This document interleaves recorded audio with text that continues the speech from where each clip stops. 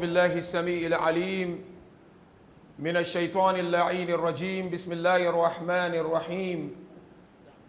الحمد لله رب العالمين الذي هدانا لهذا وما كنا لنهتدي لولا أن هدانا الله. ثم الصلاة والسلام على أشرف الأنبياء والمرسلين حبيب إله العالمين أبي القاسم المصطفى محمد. صل على محمد وآل محمد. طب القلوب ودوائها ونور أبصارها، وعلى أهل بيته الذين أذهب الله عنهم الرجس وطهرهم تطهيرا. يقول إمامنا زين العابدين صلوات الله وسلامه عليه: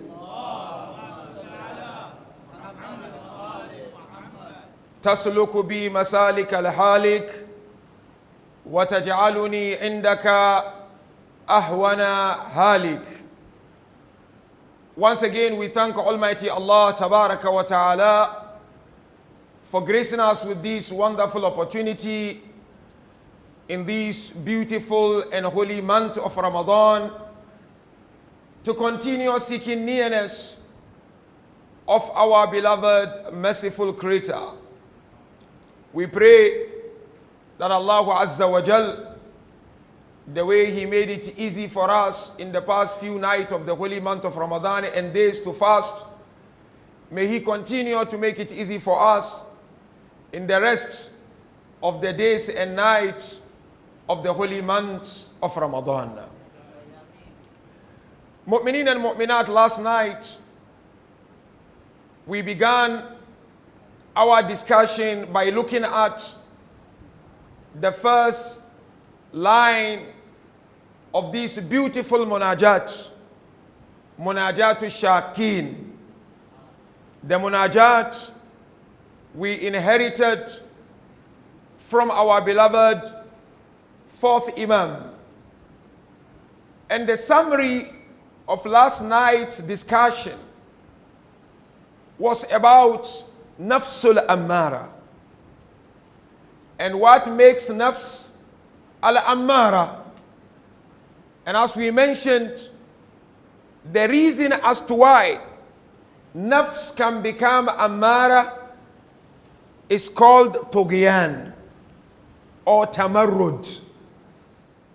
Tughyan is exceeding the limit, wanting to go against the boundaries set by Allah Tabaraka wa Ta'ala.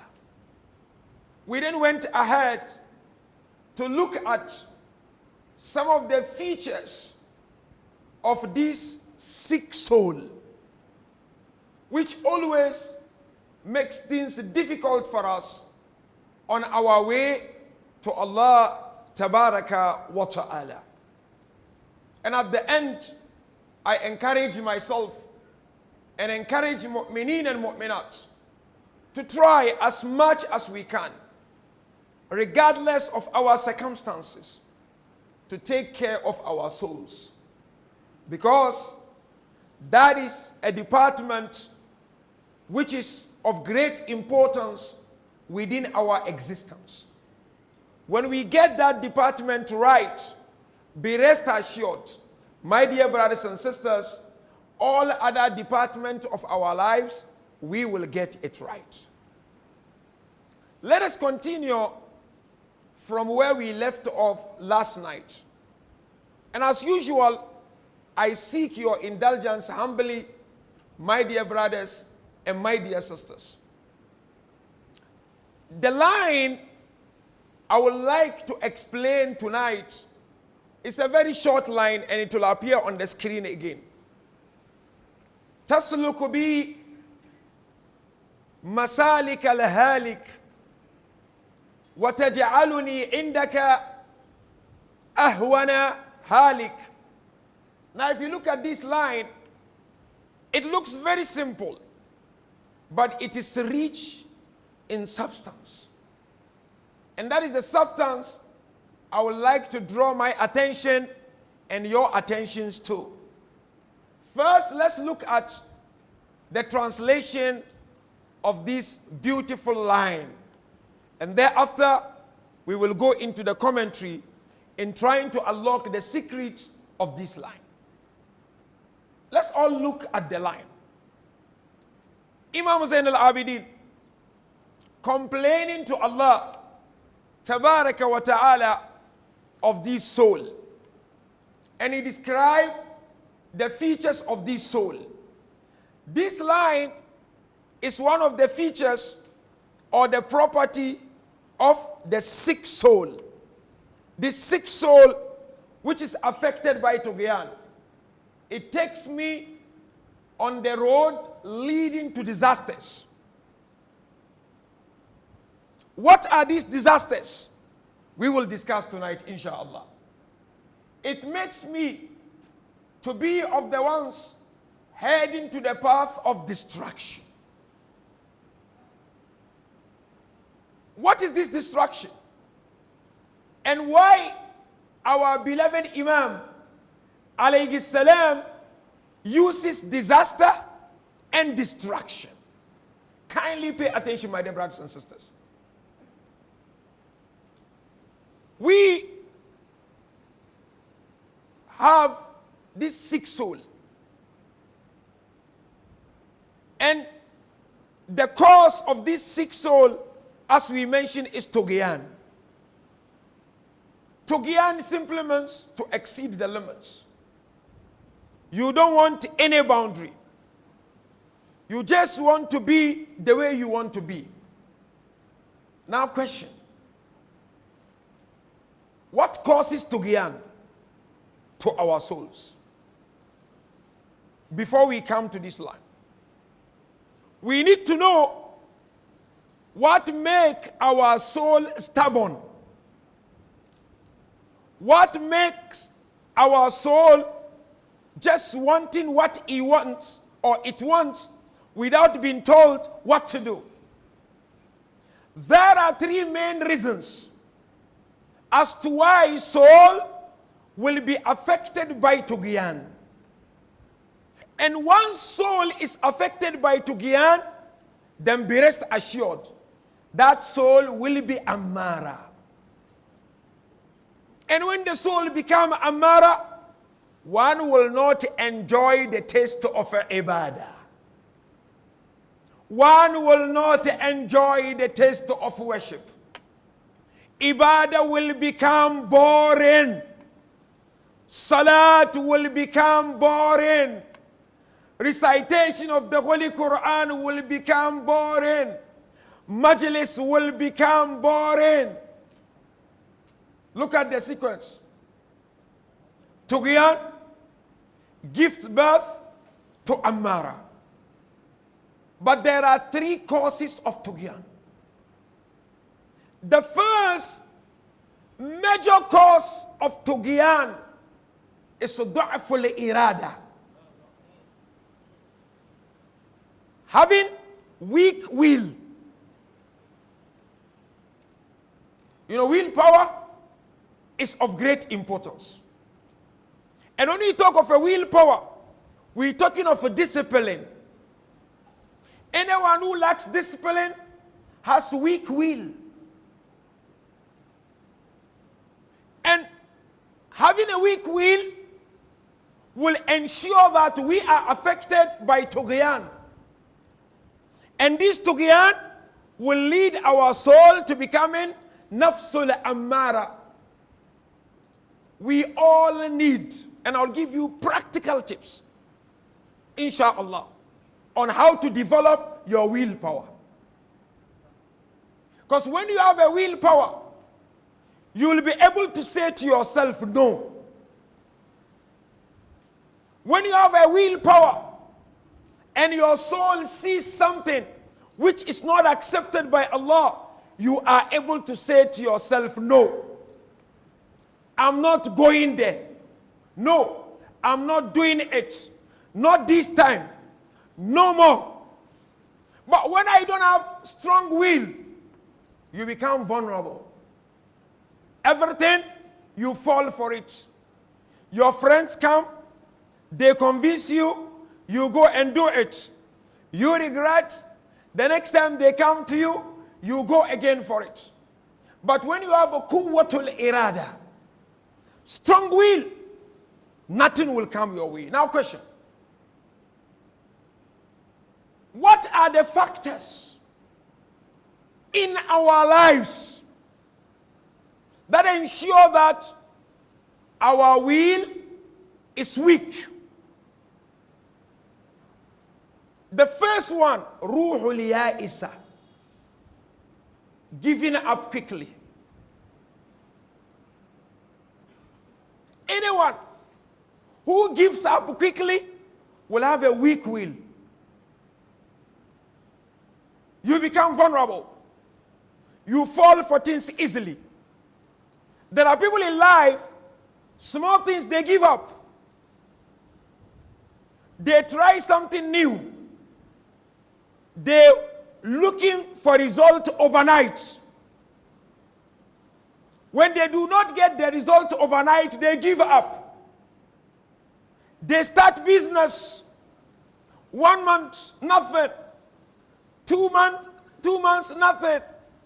3 months, nothing. They give up.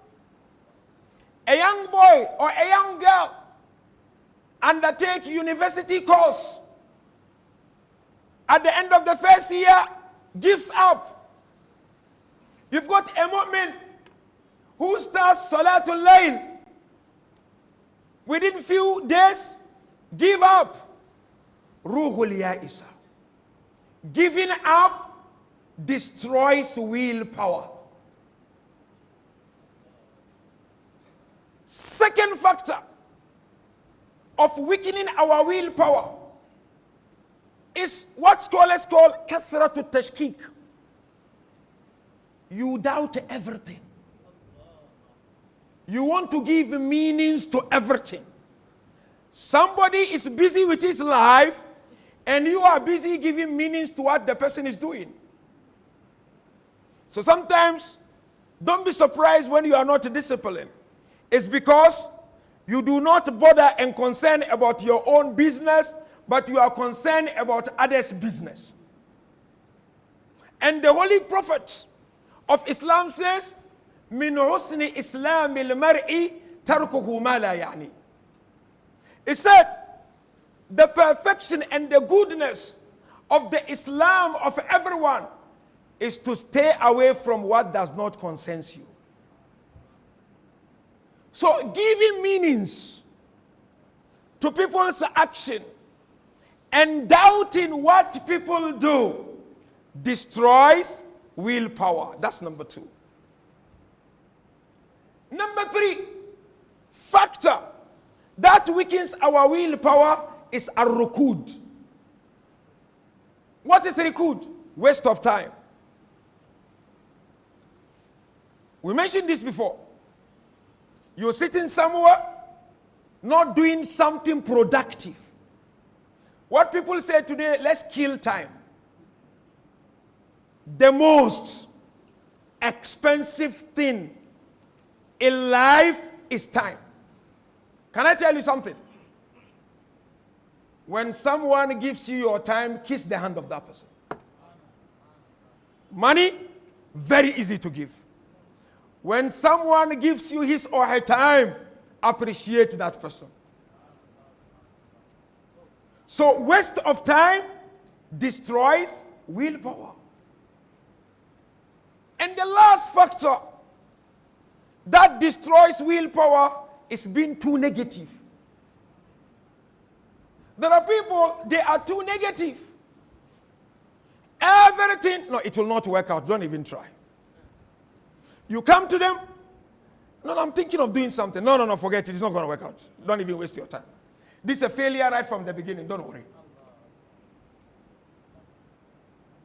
So the first cause of tughyan to our soul is weak will. Da'ful irada. That's number 1. The second cause of tughyan, which destroys our soul, is what they call at-taraf. Alif, lam, ta, ra, fa. What is at-taraf? focusing on the outer without paying attention to the inner. You only concerned about how you look when you go to the mosque. You only concerned about your face. You only concerned about your clothes. But you're not concerned about your soul.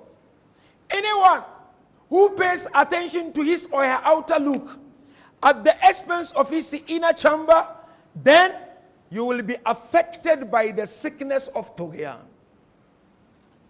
And that Tughyan will lead to Nafsul Ammara.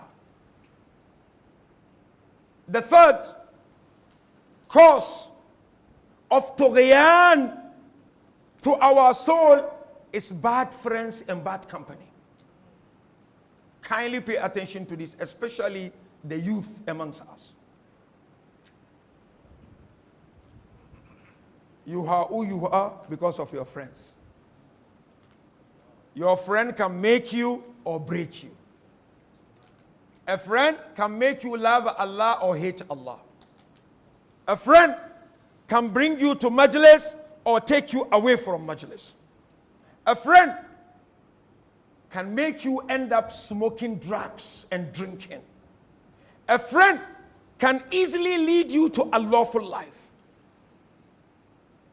Bad company destroys soul and affects souls with what? Tughyan. And this Tughyan, as we mentioned, is what Imam Zain al-Abidin complains about. Let's look at this tradition from Imam Zain al-Abidin. He was sitting with Imam al-Baqir. He said to Imam al-Baqir, "Oh my beloved son, Ya Bunay, do not under any circumstance befriend 5 people." Friends are very important. A poet said, before you look at the tradition, عن المرء لا تسأل وأبصر قرينه فكل قرين بمكار يقتدي. He said, if you truly want to know someone's identity, just look at his or her friend. I want to know you. Just look at your friend. It will tell me who you are. Why should I bother to scrutinize your life and to get into details about your life? This is the person you hang around with. This is the person you go to baraza with. This is the person you eat cat with, you chew with. The moment I look at the person, I know, man, this is the life. Imam Zainul Abidin, alayhi afdal salatu wa salam, is telling us that there are 5 people, don't ever befriend them. Why? If you befriend them, it will destroy your soul. And your soul will be affected by Tughyan, and that soul will become Nafsul Ammara. First one, a liar. Sounds simple. Don't befriend a liar. Why? Imam Zalabni said, because a liar is someone, what is far, he will make it to you as if it is closer to you. And what is closer to you, this Imam Zalabni saying, what is closer to you, he will make it very far away. You will see it like, Ya Allah, I will not get it. Don't befriend a liar. Salaam alaikum, salaam alaikum. How are you? But don't befriend a liar. Number 2, Imam Zainul Abidin said to his beloved son, don't befriend Fasiq. Fasiq has so many meanings. But the simple meaning of a Fasiq is what?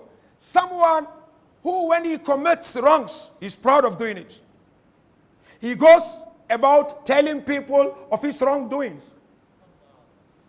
So Imam Zalabdin said, when you befriend Fasiq, somebody who doesn't have sharm, I'm not saying judge them, throw them away, but be careful. I am weak. My soul is very weak. I can't hang around with people who don't pay respect to their salat. I'm too weak. I can't hang around with someone who abuses his wife emotionally and physically. I am weak. I don't want to be affected. So Zainul Abidin, Salamullahi alayhi, is telling us, when you get to know a person is fasiq, don't befriend that person. Why? Because the person will sell you for a loaf or even something smaller than a loaf. They are too smart when they talk. Number 3, Imam Hussein al-Abidi said, don't befriend bakhil, miser, stingy. There are people, you will always go to restaurant, they will never pay. Sallallahu Muhammad wa ali Muhammad.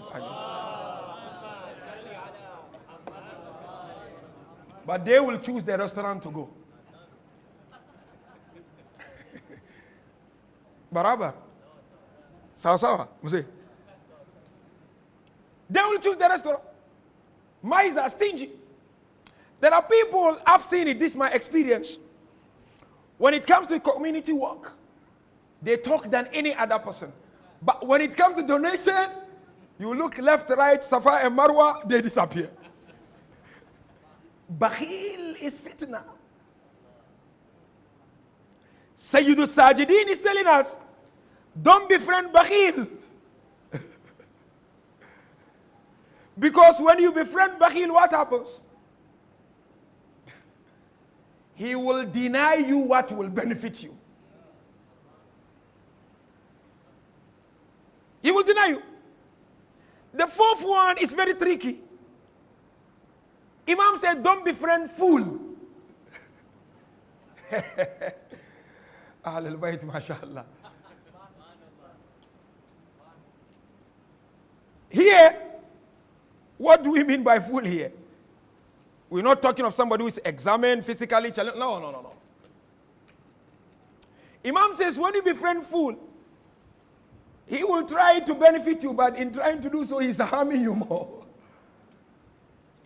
Somebody who doesn't bother. You know, there are people, when you go to Baraza, they just throw it from the mouth. The tantrum come non-stop, mouth diarrhea. And all that is coming, Allahu Akbar. When you go, you need to do some debrief in the house. And last but not least, Imam said, don't befriend the Qati'u Rahim. Sounds simple, but not simple.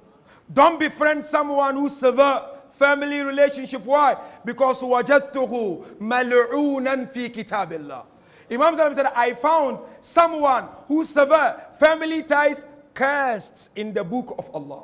That is why Prophet once asked his companions, all my companions, you know that in the holy month, all are forgiven. Most especially on the night of Qadr, except one person. Said, Ya Rasulullah, who is not going to be forgiven on the night of Qadr? Said, the Qati or Rahim, someone who severe family relationship. One tradition says, on the night of Qadr, anyone who is not in talking terms with his parents, his du'as will not be accepted by Allah. So now, in short, these are the 3 main causes of Tughyanun Nafs. Stay away from them, and your soul will be fine. Now look at the line. First line, it takes me on the road leading to disasters. Mahalik. Tasluku bi masalik al-mahalik. This nafsul ammara takes me on a journey. Which journey? Disaster. What are these disasters? Mahalik. As per the traditions of Ahl al-Bayt, there are 3 mahalik. 3 disasters. Beware of these disasters, my dear brothers and sisters. Because Nafsul Ammara leads to that. The first disaster is the Dhiqun Nafs. Having a narrow heart. What is that? لا يتلذذ الإنسان بالعبادة. You do not enjoy the worship of Allah. Anyone who finds worshiping Allah boring has a sickness of the heart. Dikun nafs is the end product of nafsul ammara. Disaster is a big disaster, dikun nafs. You go to the mosque, now and then you go to the mosque. You praying, but you feel nothing. It's like a load. You hear meaning sometimes? Wallahi, Sheikh, I feel good after salah. It's like a load being lifted from my shoulder. Salat is a load. Salat is a weight. Quran is being recited. Somebody will tell you it's boring. But when music is being recited, it's being chanted, it's not boring. No, what's the reason? You know, because our mind cannot contain too much. But when you sit in front of that movie, your mind can contain for more than 1 hour. If Nahjul Balaga, I mentioned this before, or Quran cannot make a mu'min feels good, and someone randomly can make a mu'min feels good, then there is something wrong with the heart of a mu'min. تسلك بي مسالك لهالك. It leads me to disaster. That's the first disaster. Allah's name is not entertaining, but someone's name is entertaining. That's number one disaster. Second disaster, mu'minin and mu'minat, mahalik, is what they call raf'ul faith. You know, all of us, we are protected by Allah. And because of Allah's protection, we do not indulge into sins anyhow. But there will come a time when the protection will be removed away from us. When are the protections removed away from us?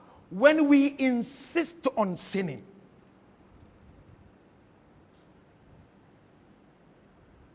You insist on sinning. This is very sad, man. Sometimes, you know, you become emotional. You know, Allahu Akbar. May Allah forgive us, inshallah, mu'minin and mu'minat. You know, in Muharram, we all get together. When we mention the other camp, we curse, we cry. But do you know what? They were all huffaz. They memorized the whole Quran, the other camp. The salat they prayed, the number of it, we will never get there. But when Imam Zain al-Abidin sat with his father, and he asked the father, but why are they attacking us? There's a point I want us to think. Why are they attacking us? They're praying. They're reciting Quran. We are saying Allah, they are saying Allah. We say Muhammad, they are saying Muhammad. You saying Zuhur, they are saying Zuhur. You saying Asr, they are saying Asr. What was the response? لأن بطونهم مليئة بالحرام. You know, sometimes when things don't go well in your life, don't blame anyone. Look at yourself.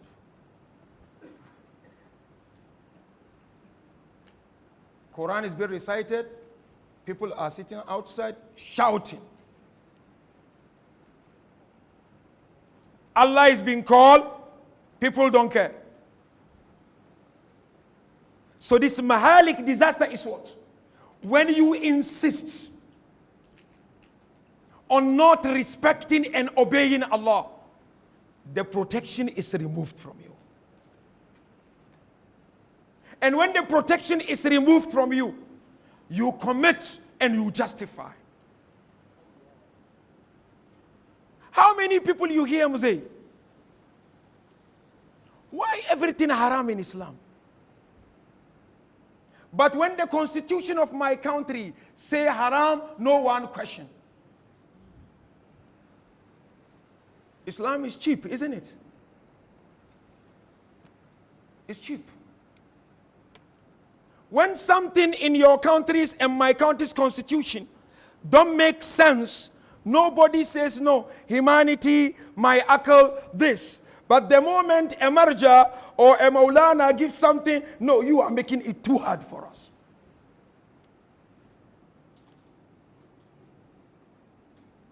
Disaster, mahalik. You insist to doing it. Picking and choosing when it comes to Islam. There are people, they pick and choose. But when the Holy Prophet is very clear, or when we are told, halalu Muhammad halalun ila yawm al-qiyamah, wa haramuhu haramun ila yawm al-qiyamah. That's the second disaster. Kindly, I want you just to think about this, reflect.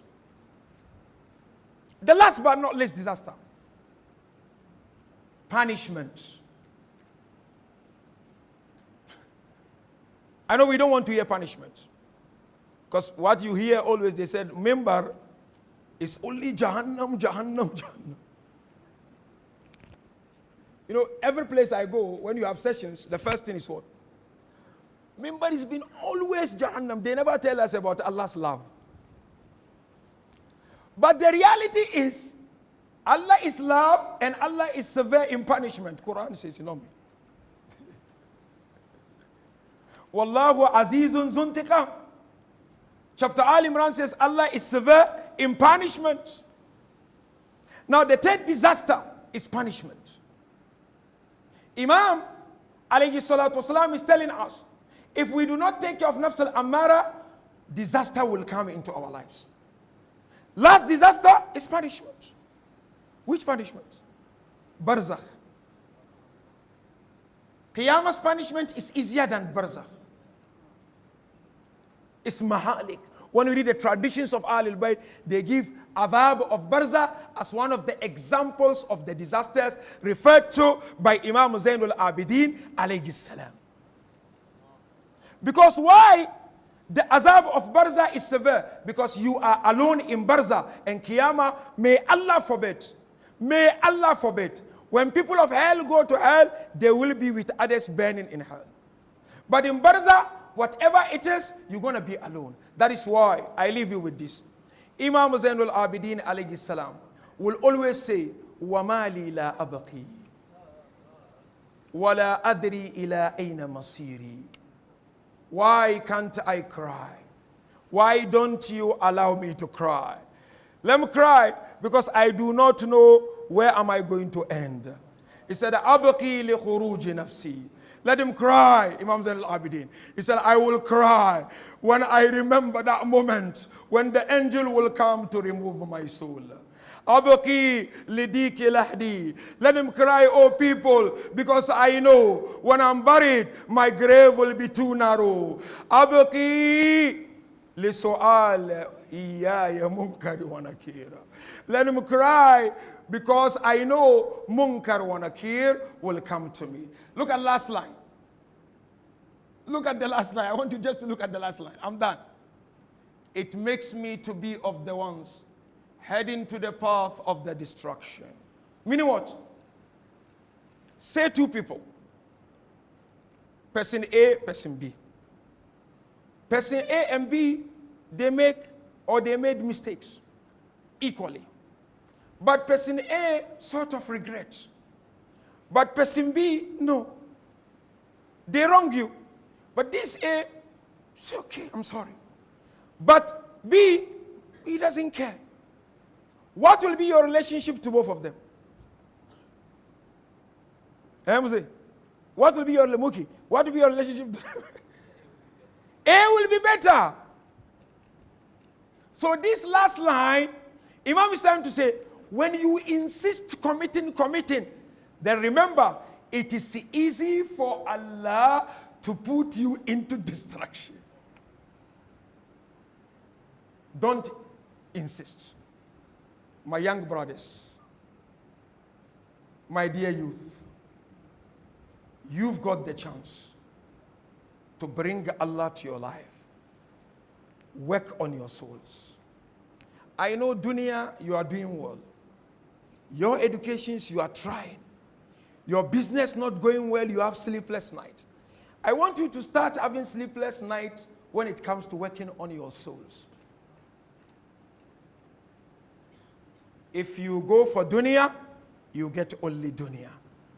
But if you go for akhirah, you get dunya and akhirah. We pray. Allah forgive us our shortcomings.